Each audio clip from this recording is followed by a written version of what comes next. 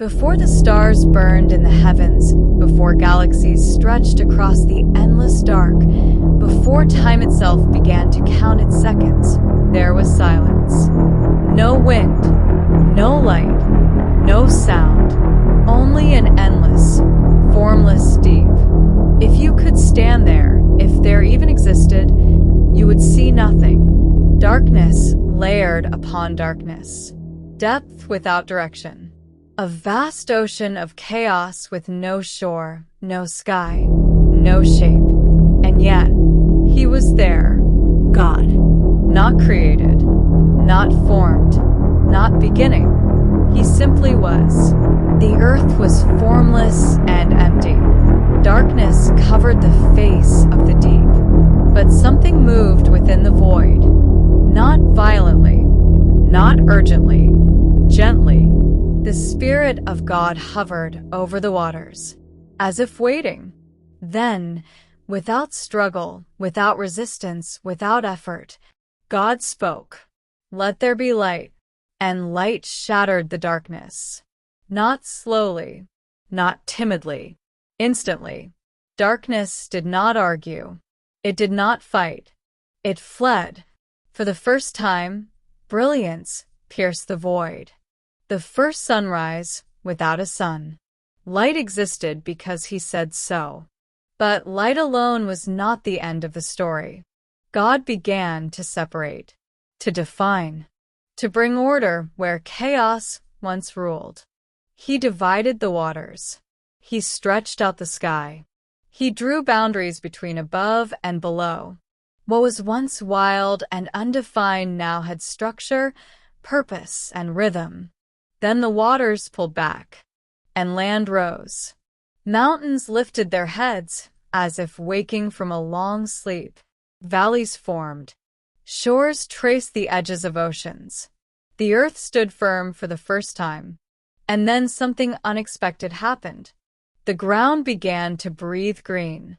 Grass broke through soil. Trees reached upward. Seeds carried life within themselves. Color entered the world. What was once barren now flourished. Still, the sky held no sun, no moon, no stars, until he placed them. The sun burst into existence to rule the day. The moon took its place to govern the night, and stars scattered across the heavens like diamonds spilled across velvet. The universe was not random. It was arranged. The seas that once held silence now roared with life. Fish swam through the deep. Great creatures moved beneath the waves. Above, the skies filled with wings. Birds soared across horizons that had never been crossed before. Creation was alive, and then everything slowed, as if the earth itself was holding its breath, because something more was coming. Then God said, "Let us make man in our image." For the first time, he did not simply speak life into existence. He formed. From the dust of the ground, he shaped a body, carefully, intentionally, not distant, not detached, hands shaping earth. And then he leaned close and breathed.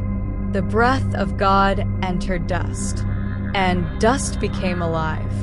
Humanity was not commanded into existence. It was touched, formed, filled, created in his image, given dominion, given purpose. The creator of galaxies chose closeness. Animals walked the earth. Humanity stood among them different, bearing reflection of the one who made everything.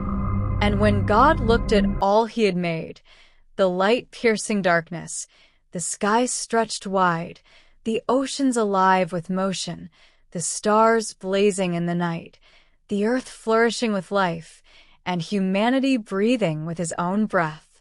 He did not call it good. He called it very good. On the seventh day, God rested.